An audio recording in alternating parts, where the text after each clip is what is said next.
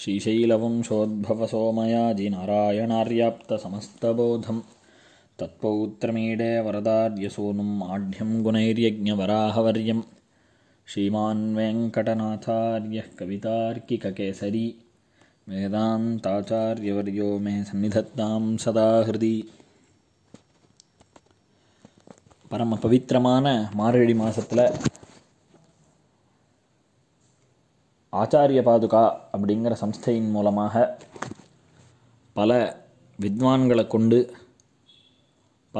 பலவிதமான தலைப்புகளில் ராமானுஜ சம்பிரதாயத்தினுடைய கிரந்தங்களெல்லாம் அனுபவிச்சுட்டு வரோம். அந்த வரிசையில் சுதர்சனாஷ்டகம் யதாசக்தி யதா ஞானம் அடியேனை கொண்டு பெருமாள் நடத்தின்றான். அதே மாதிரி அதனுடைய தொடர்ச்சியாக ஷோடசாயுத ஸ்தோத்திரம் அடுத்தது அனுபவிக்கிறதுக்கு பகவான் அனுகிரகம் பண்ணணும். வடிவாய் சோதி வலத்துறையும் சுடராழியும் பல்லாண்டு அப்படின்னு பெரியாழ்வார் பகவானுக்கு மங்களாசாசனம் பண்ணுறார். எந்த சமயத்தில் பண்ணுறார் அப்படின்னா, பாண்டியனுடைய சபையில் பரதத்துவம் யார் அப்படிங்கிறத பிரமாணபூர்வகமாக ஸ்தாபனம் பண்ணி அந்த பாண்டியனால் இவரை யானையில் அழைச்சிட்டு வீதியில் எழுந்தருளை பண்ணணும் அப்படின்னு ராஜ நியமனம். அப்போது இவர் பெரியாழ்வார் யானை மேலே வந்துட்டுருக்கார் மாட வீதிகளில். அப்போது இவர் ஆழ்வார் ஏழ்றதை பார்த்துட்டு பெருமாள் ஸ்ரீவைகுண்டத்திலேருந்து கிளம்பி கருட வாகனத்தில் எழுந்தருளினார். அப்போது பெருமாளை பார்த்து பகவத் வர்ணனையை விட்டுட்டார். பகவானுக்கு பல்லாண்டு பாட ஆரம்பித்தார். அடியோமோடும் நின்னோடும் பிரிவின்றி 1000 பல்லாண்டு அப்படின்னு பல்லாண்டெல்லாம் பாடினார். எதுக்கு இந்த பல்லாண்டு பாடினார்னா, பகவான் வந்திருக்கார், அவருக்கு திருஷ்டி பட்டுடக்கூடாது, கண் எச்சல் படக்கூடாதுங்கிறதுக்காக பெரியாழ்வார் பல்லாண்டு பாடி மங்களாசாசனம் பண்ணார். அதில் முக்கியமாக வடிவாய் சோதி வலத்துறையும் சுடராழியும் பல்லாண்டு படைப்போர் புக்கு முழங்கும் அப்பாஞ்ச சன்னியமும் பல்லாண்டுன்னு ஆயுதத்துக்காகவே 2 வரி, பிராட்டிக்கு ஒரு வரி, வடிவானின் வலமார்பினில் வாழ்கின்ற முங்கையும் பல்லாண்டு பிராட்டி மகாலட்சுமி தாயாருக்கு ஒரு வரி, வடிவார் சோதி வலத்துறையும் சுடராழியும் பல்லாண்டுன்னு சக்கரத்துக்கு சுதர்சனாழ்வாருக்கு ஒரு வரி, படைப்போர் புக்கு முழங்கும் அப்பாஞ்ச சன்னியமும் பல்லாண்டுன்னு சங்கத்துக்கு ஒரு வரி. இப்படி பெருமானுக்கு மங்களாசாசனம் பண்ணினார் பெரியாழ்வார். சரி, எம்பெருமான் எப்பயுமே இப்படி தான் வராரா அப்படின்னு கேட்டால், எந்த அவதாரம் எடுத்தாலும் பிராட்டியோடையே அவதாரம் பண்ணுறார் பெருமாள். ராகவத்வே அபவத் சீதா ருக்மிணி கிருஷ்ண ஜன்மனி அந்நேஷு சாவதாரேஷு விஷ்ணோஸ்ரீர் அனபாயினின்னு இவன் ராமனா பிறந்தா அவ சீதையாக பிறக்கிறா, கிருஷ்ணனா பிறந்தா ருக்மிணியாக பிறக்கிறா. இந்த அவதாரமானது பெண் மத்சியமாக இவர் அவதாரம் பண்ணால் பெண் மத்சியமாக அவ அவதாரம் பண்ணுறா. இப்படி எல்லா அவதாரத்திலையும் பகவானை தினைத்தனையும் திருமகளை விடாதவராக இருக்கக்கூடியவர் பெருமாள். அந்த மாதிரியே எந்த அவதாரம் பண்ணாலும் ஆயுதங்களும் தன்னோடையே அவதாரம் பண்ணுற மாதிரி பெருமாளுடைய அவதாரம் அமையிறது. ஏதோ ஒரு ரூபம் அந்த ஆயுதங்கள்லாம் அதுங்களும் மாறி மாறி ஆயுதங்கள்லாம் நித்தியசூரிகள் அவள் இல்லாமல் பெருமாள் எந்த அவதாரம் பண்ணுறாரோ அதுக்கு தினுசா அந்த மாதிரியே அவளும் அவதாரம் பண்ணுறா. இதை புராணங்கள் தெரிவிக்கிறது இந்த ஆயுதங்களுடைய பெருமைகளை. அதுலேயும் முக்கியமாக அஹிர்புத்ய சம்ஹிதை பாஞ்சராத்திர ஆகமங்கள் எல்லாம் விஸ்தாரமாக இந்த ஆயுதங்களுடைய பெருமைகள் தெரிகிறது. கூரத்தாழ்வானுடைய திருக்குமாரரான பராசர பட்டர் ஸ்ரீரங்கத்தில் எழுந்தருளி இருந்தார். பெரிய மகான்.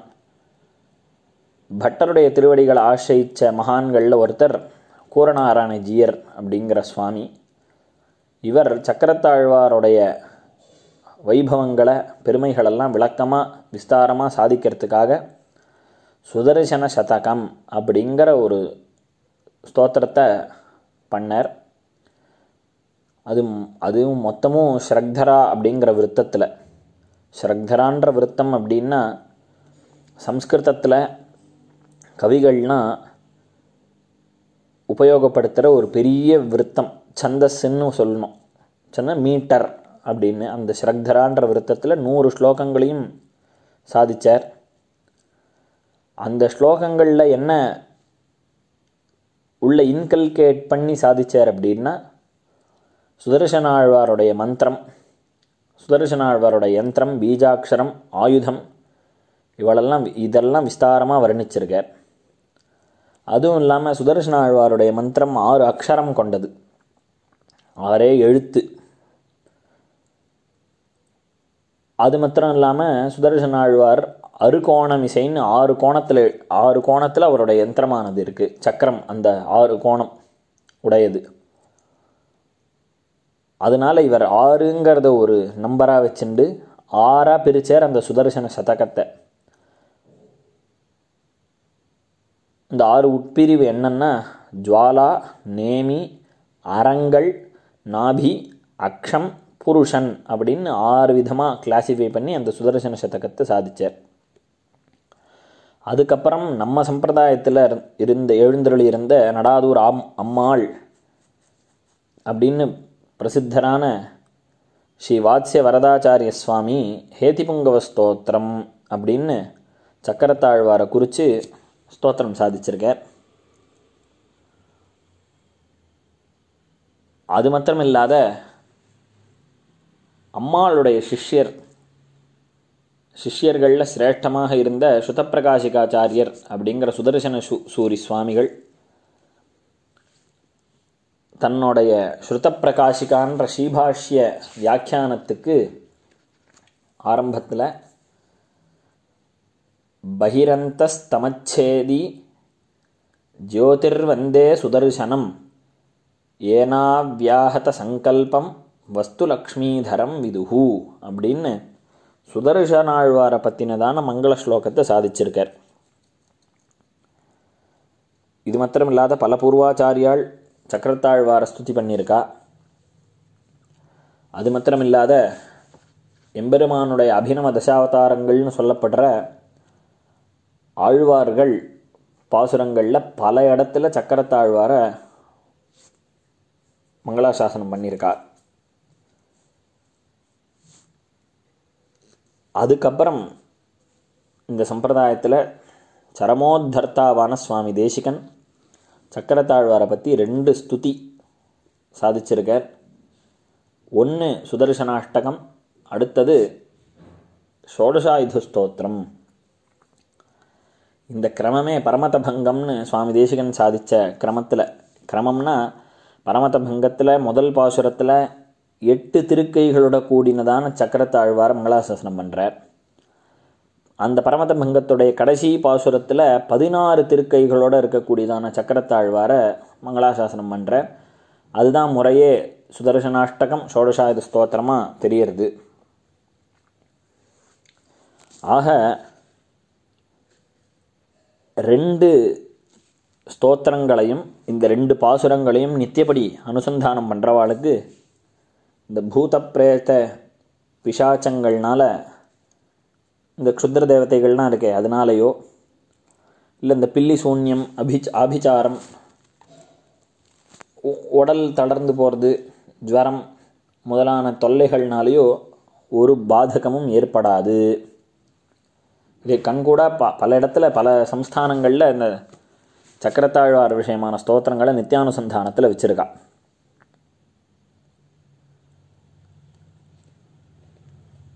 இது மாத்திரம் இந்த பிரயோஜனம் மாத்திரம்தான் கிடைக்குமா அப்படின்னு கேட்டால் கிடையாது. பிரத்யர்த்தஞ்ச மோக்ஷஸ்ய சித்தைய சம்பிரகீர்த்திதாக அப்படின்னு மோக்ஷமும் இதே மாதிரி நமக்கு கிடைக்கும் அப்படிங்கிற நம்பிக்கை ஏற்படுறதுக்காக இந்த மாதிரியான சில சிறிய பலன்களை கண்ணெதிரில் காண்பிக்கிறார்.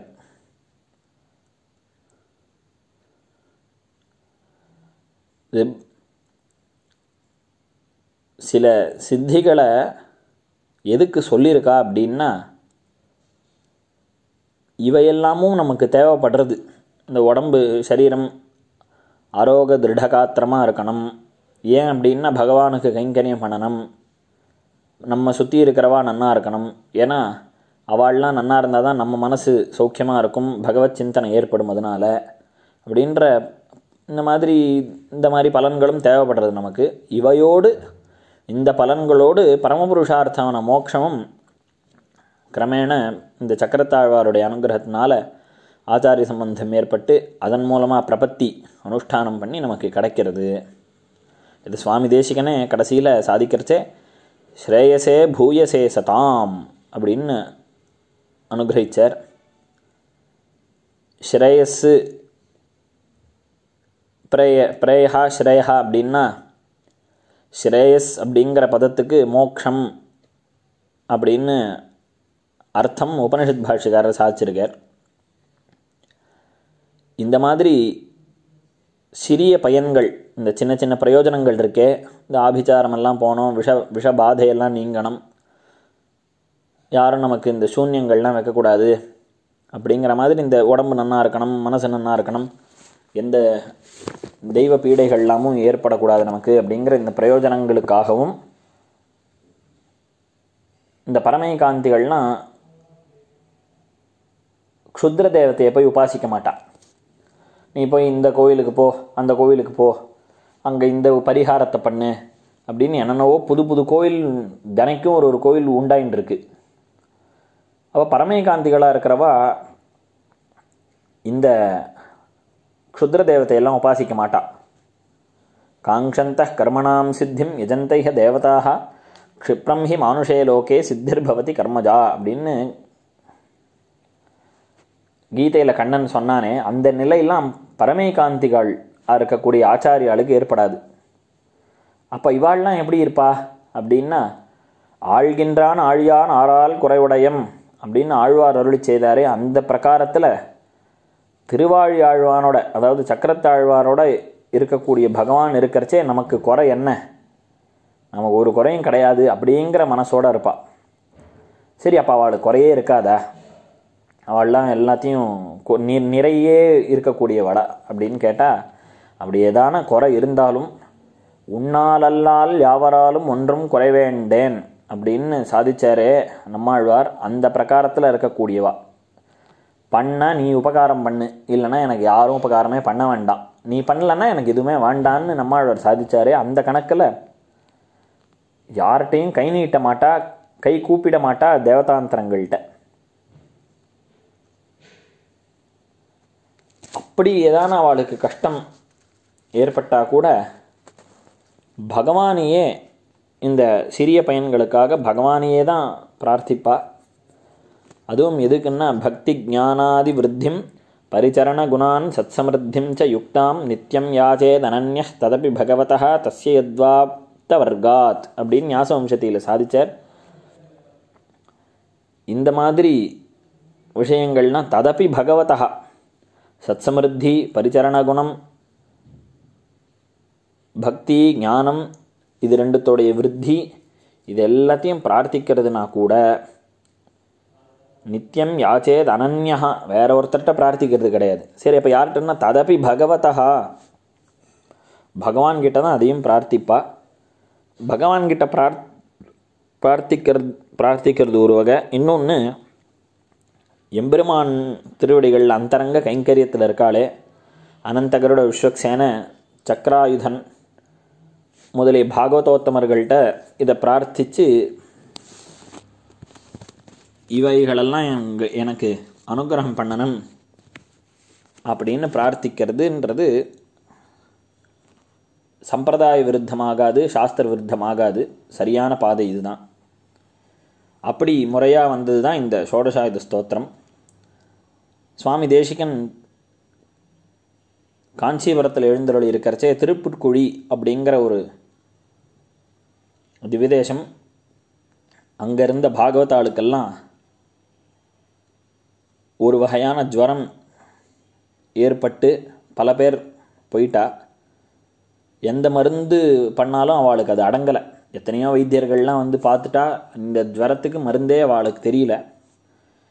அப்போது பெரியவாள்லாம் சுவாமி தேசிகனை வந்து சேவித்து இதற்கு பரிகாரமாக ஏதான தேவர் அனுகிரகிக்கணும் செய்துரடணும் அப்படின்னு விண்ணப்பிக்க சுவாமி தேசிகன் சக்கரத்தாழ்வாரை குறித்து இந்த ஷோடசாயுத ஸ்தோத்திரத்தை அனுகிரகிச்சார் அப்படிங்கிறது சரித்திரம்.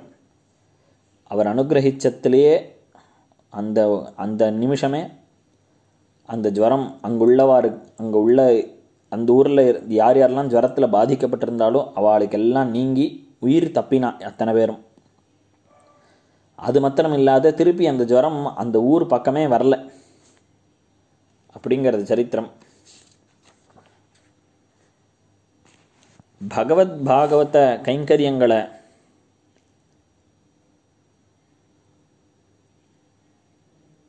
பாகவதாளுக்கு ஏற்பட்ட இந்த ஜுவரத்தை நீக்கிறதுக்காக சுவாமி தேசிகன் இந்த ஸ்தோத்திரத்தை அனுகிரகிச்சார். இது நிஷித்தமான காமியம் இல்லை. சத் சமிருத்திஞ்ச யுக்தாம் அப்படின்னு சாதிச்சா மாதிரி பகவானை தவிர வேறு யார்கிட்டையும் எதையும் கேட்கறது கிடையாது. அதுவும் இந்த மாதிரி நல்ல விஷயமாக லோகத்துக்கு ரட்சணத்துக்காக ஏற்படக்கூடிய காரியத்துக்காக பிரார்த்திக்கிறது எந்த விதத்திலையும் தப்பாகாது. அதனால் 16 திருக்கையோட கூடினதான சக்கரத்தாழ்வார் இந்த ஸ்தோத்திரத்தில் தியானம் பண்ணினார் சுவாமி தேசிகன். அனந்த பாஹூ பகுவக்திர நேத்திரம் அநேக பாகூதர வக்திர நேத்திரம்னு கீதையில் சாதிச்சார். 11ஆம் அத்தியாயத்தில் விஸ்வரூபத்தை காண்பிக்கிறார் பெருமாள். அப்போ அனந்த பாஹூ, இவருக்கு திருக்கைகள்லாம் பலது இருக்குது. பல திருக்கைகள்லேயும் பல ஆயுதங்கள் இருக்குது. திருக்கைகள் பலது. திருக்கைகளில் ஒரு திருக்கையிலையும் திருவாயுதங்களும் பலது அப்படிங்கிறத கீதையில் சாதிச்சார். திவ்யா நேகோத்யதாயுதம் அப்படின்னு கீதையில் சாதிச்சார். அதே தான் சுவாமி பாஷ்யக்காரர் கத்தியத்தில் சாதிக்கிறச்சே ஸ்வானுரூப அச்சிந்திய சங்கச்சக்கர கதாதி ஷார்ங்காத்யசங்கேய நித்திய நிரவத்ய நிரதிசய கல்யாண திவ்யாயுதா அப்படின்னு சாதிச்சார். கணக்கில் அடங்காத திருவாயுதங்கள் பகவான்கிட்ட இருக்குது. கணக்கில் அடங்காத திருவாயுதங்களை உடையவனேன்னு சம்போதனம். பகவானுக்கு தான் எல்லாமே ஆயுதம். சுஷ்ருதர் அப்படிங்கிற ரிஷி இந்த மருத்துவத்துக்கு சாஸ்திரம் எழுதினார். அதில் அறுவை சிகிச்சை பண்ணுறதுக்கு 119 விதமான ஆயுதங்களை அவர் அந்த வைத்திய நூலில் எழுதியிருக்கார். அது 119ம் எம்பெருமானுடைய ஆயுதங்களே. எம்பெருமானுடையனவே அவதாரம் தன்வந்திரி அவதாரம். அப்போது தையல் போடுறதுக்கு இந்த உடம்பை அறுக்கிறதுக்கு இதுக்கெல்லாம் எந்த ஆயுதம் யூஸ் பண்ணுறோமோ அது எல்லாம் பகவானுடையது அப்படின்னு சாதிச்சார். அது மாத்திரம் இல்லை, மருத்துவர்கள் உபயோகப்படுத்துகிற ஆயுதங்கள் மட்டும் இல்லை, அந்தந்த வேலை செய்யக்கூடிய தொழிலாளிகள் எந்தெந்த ஆயுதங்களை உபயோகப்படுத்துகிறாளோ அது மொத்தம் எம்பெருமானோடது அப்படிங்கிறது சர்வ பிரஹரணாயுதா அப்படிங்கிற திருநாமாலேருந்து நாம் தெரிஞ்சுக்கலாம்.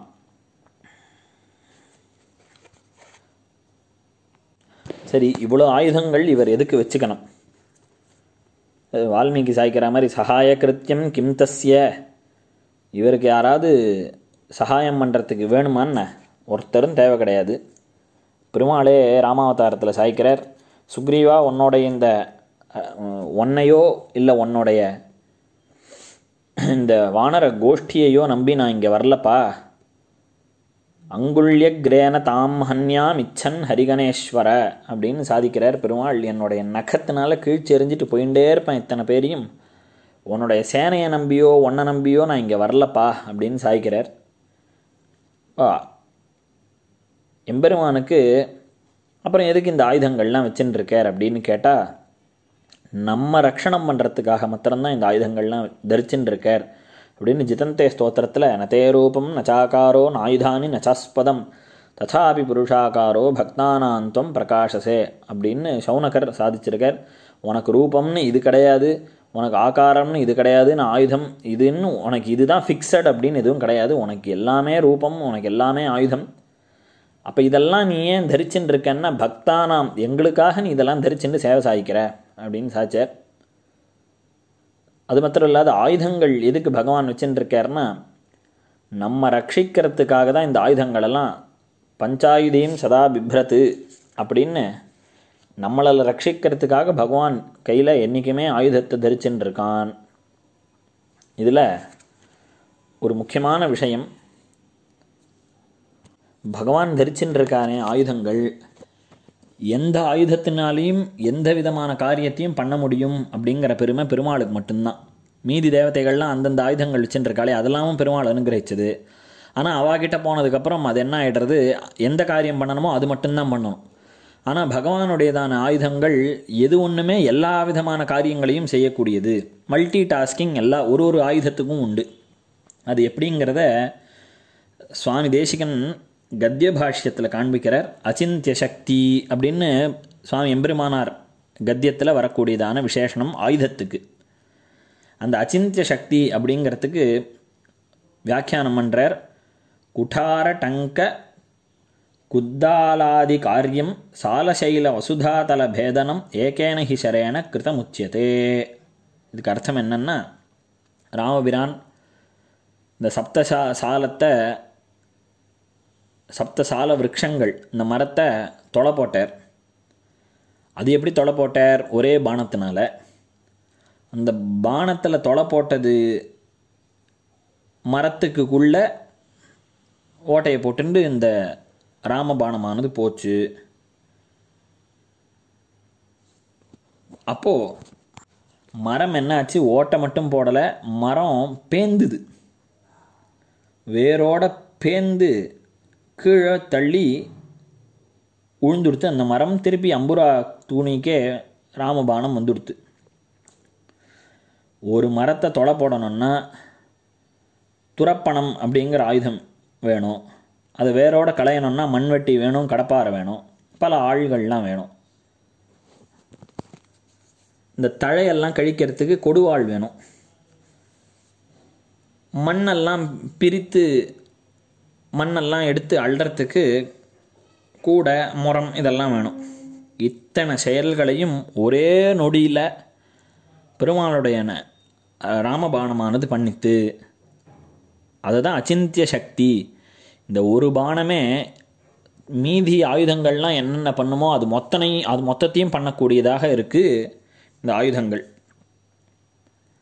அதனால தானே ஆண்டாலும் மழை எப்படி பெய்யணும் அப்படின்னா, பற்பனாவன் கையில் ஆழி போல் மின்னி வலம்புரி போல் நின்றதிர்ந்து தாழாதேசாரங்க முதைத்த சரமழை போல் வாழ உலகினில் பெய்திடாய். மழையை சொல்கிறச்சே பகவானுடைய திருக்கையில் இருக்கக்கூடிய சக்கராயுதம் மாதிரி மின்னணும், வலம்புரி அப்படின்னு சொல்லக்கூடியதான சங்கம் போல் அதிரணும். மழை பெய்யறச்சே வேகம் எந்த மாதிரி இருக்கும்னா, சாரங்கம் உதைத்த சரமழை போல் வில்லுலேருந்து கிளம்புற அம்பு மாதிரி சட் சட் சட்னு வேகமாக பெய்யணும் அப்படின்னு ஆயுதங்களை குறிச்சே மழையை பிரார்த்திச்சா. மார்கழி மாதமாக இருக்க ஆண்டாளுடைய ஸ்மரணமும் வந்துடுத்து. அதனால் இப்போ ஏற்பட்ட ஆயுதங்கள் பெருமைகளை நாம் இந்த ஷோடசாயுத ஸ்தோத்திரத்தில் அனுபவிக்க போகிறோம். மேற்கொண்டு ஸ்லோகத்தை அனுபவிக்கலாம் அடுத்த உபன்யாசங்கள்லேருந்து. கவிதார்க்கிக சிம்ஹாய கல்யாண குணசாலினே ஸ்ரீமதே வெங்கடேஷாய வேதாந்த குரவே நமஹ.